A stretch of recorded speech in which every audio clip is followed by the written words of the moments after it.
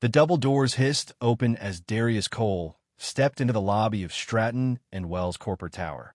Morning sun spilled through floor-to-ceiling glass, casting long shadows across obsidian tiles and gold-accented walls. From the scent of citrus polish to the silent efficiency of suited assistants passing by, the place was every bit the cathedral of power it intended to be. Darius didn't hesitate. He moved with the quiet confidence of someone who'd spent a lifetime earning the right to stand where others assumed he didn't belong. His suit was a deep slate blue, cut with precise tailoring, and his leather briefcase bore faint creases of use not from age, but from movement, purpose, work.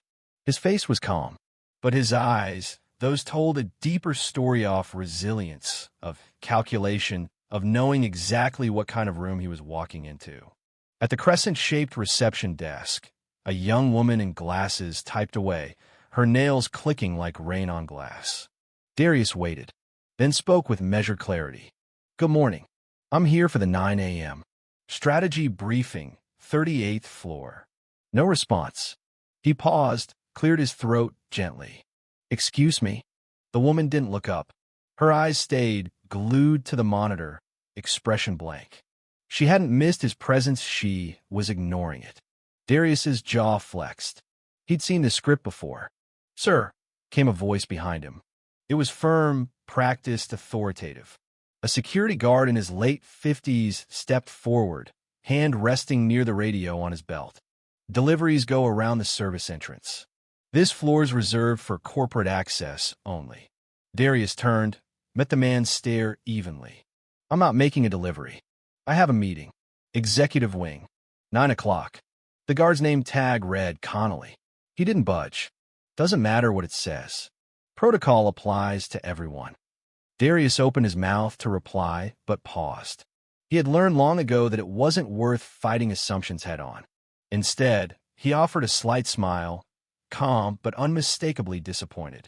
"I have an invite," he said, reaching slowly for his phone. "Would you like to see it?" "No need," the guard said. "Rules are rules." For a moment, the three of them stood locked in an awkward triangle. Darius, the guard, and the receptionist who still hadn't acknowledged his presence. He looked toward the chairs by the wall, the vendor waiting area. Unmarked, but everyone knew. He walked over, but didn't sit. He watched the seconds tick down on his wristwatch. 8:52 a.m. He wasn't here to attend the meeting. He was scheduled to lead it. The elevator dinged. 3 young men stepped out, sleek suits, laughing, coffee cups in hand. One caught sight of Darius and smirked. "Delivery's late?" he muttered. His friend chuckled. Another stepped closer, fake concern dripping from his voice. "Hey man, you lost? This level's for senior execs." "I know," Darius replied coolly. "Do you?" That stopped the laughter. Then a tall man rounded the corner, hair slicked back, polished shoes tapping in confident rhythm. His name was Everett Lane, director of acquisitions. The kind of man who treated every hallway like a private runway. "Problem here?" Everett asked, already frowning. "No problem," Darius said. "Just waiting for the 9 a.m. strategy session." Everett gave him a slow, full-body once-over. "And who exactly invited you?" Darius pulled a crisp breath. "I was brought in by the Investment Review Board." Everett laughed lightly. "That's interesting, because I run that session, and I don't recall seeing your name." His tone shifted subtly from doubt to dismissal. "If you're here for IT, facilities is down 2 floors. I'm not here for IT. Courier? Legal process server? I mean, those shoes aren't bad, but—" "Lane," came a voice from the hallway. A woman in her 30s, sharp blazer, tablet in hand. She stepped between them like a line in the sand. "Mr. Cole, we're ready upstairs. Sorry for the delay." Everett blinked. He's leading the briefing," she said smoothly. "Board appointment." Darius didn't gloat. He nodded once and followed the woman toward the elevators. But Everett couldn't help himself. "Just a heads up," he said, catching Darius by the shoulder. "Dress code matters here. Synthetic blends don't really scream executive." Darius looked at him, unflinching. "Good to know. I'll be sure to consult you next time I need fashion advice from middle management." The elevator doors closed on Everett's tight smile. Upstairs, the boardroom shimmered in soft LED light. Leather chairs, matte black table, a screen displaying corporate projections. Inside, Everett was already seated again, mask back on. When Darius entered, silence fell. The eyes that had mocked him earlier now flicked to his briefcase, to the way he moved, to the calm in his posture. Everett cleared his throat. "Glad you could make it. We were just starting." Darius said nothing. He opened his briefcase and placed a sealed document on the table. "Executive appointment," he said, signed by Chairwoman Elaine Bradford. "Mandate, Triarch acquisition and full leadership audit." Everett didn't touch it. "That was under the last administration," he scoffed. "We've since. I report directly to Worthbridge Holdings now, the majority stakeholder." A pause. "You're lying." "I'm not. I would have been notified." "You were," Darius said. "You just didn't read past the names that didn't look like yours." Everett stood, huffing. "Get out of this room." But a second set of doors opened before anyone else could move. Elaine Bradford herself stepped in silver hair, charcoal suit, a reputation sharper than steel. "Ladies and gentlemen," she said, "meet your new interim CEO." Silence cracked. Everett's face drained of color. The same face that had mocked Darius outside the elevator now looked like it had been slapped. "Effective immediately," she continued, "Mr.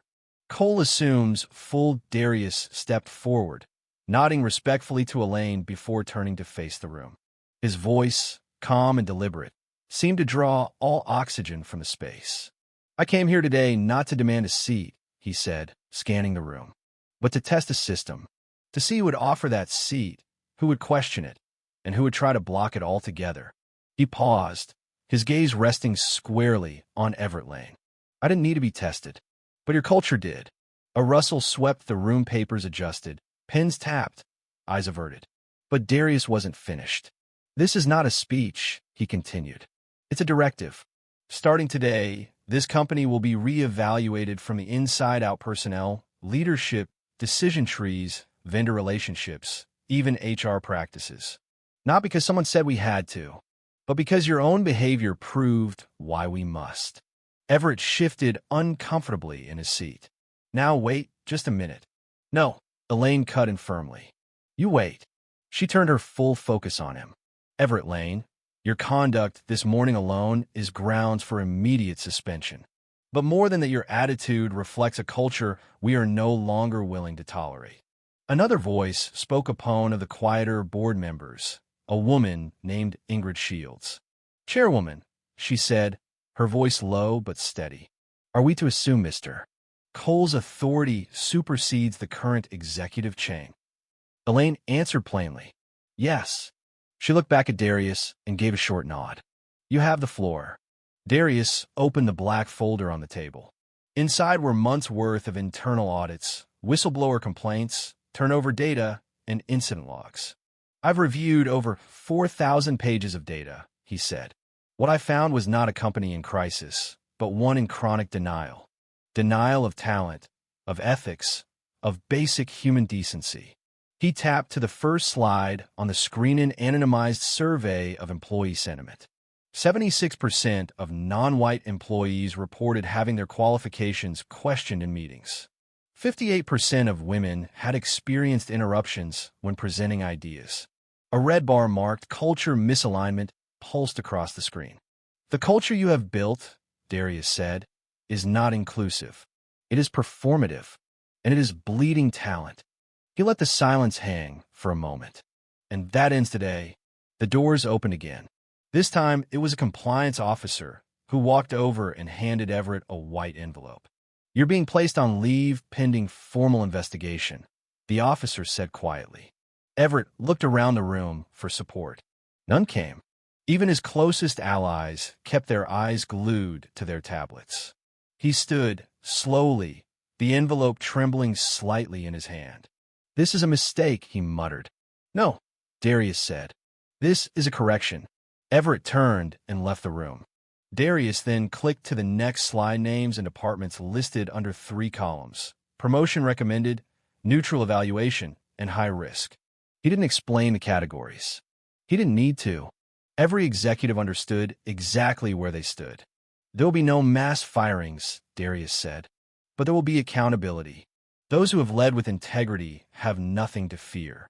Those who've led through intimidation, your time is up. Joanna Green, another board member, leaned in. And what about the staff outside this room? The receptionist? Security? They've already been dealt with, Elaine said. Their conduct was reviewed by HR and legal. Terminations were executed this morning. Some in the room nodded. A few looked uneasy, but no one challenged it. Darius continued. There will also be a 90-day transparency mandate. All hiring decisions, all salary changes, all bonuses will be documented and disclosed. No more backroom promotions. No more private power swaps. A low murmur spread.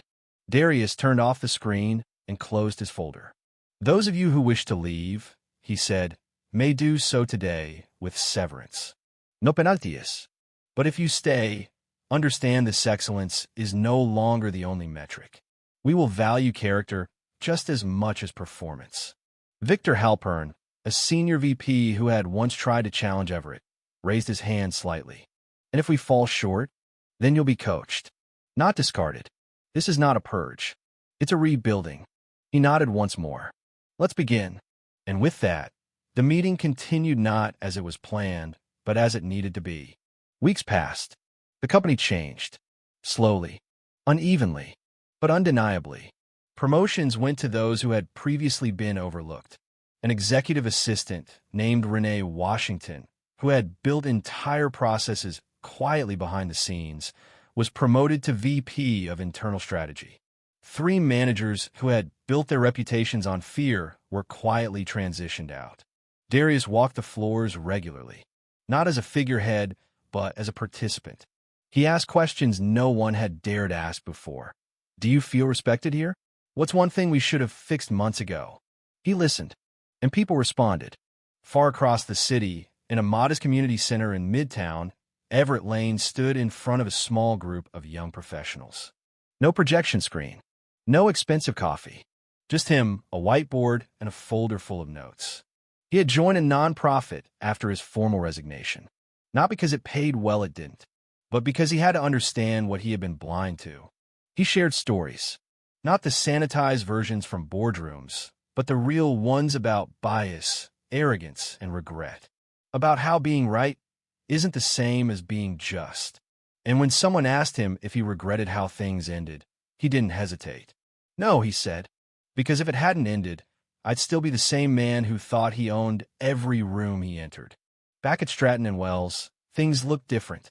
The receptionist's desk was now manned by a former call center manager and older Latino gentleman named Carlos, whose warmth set the tone for every visitor.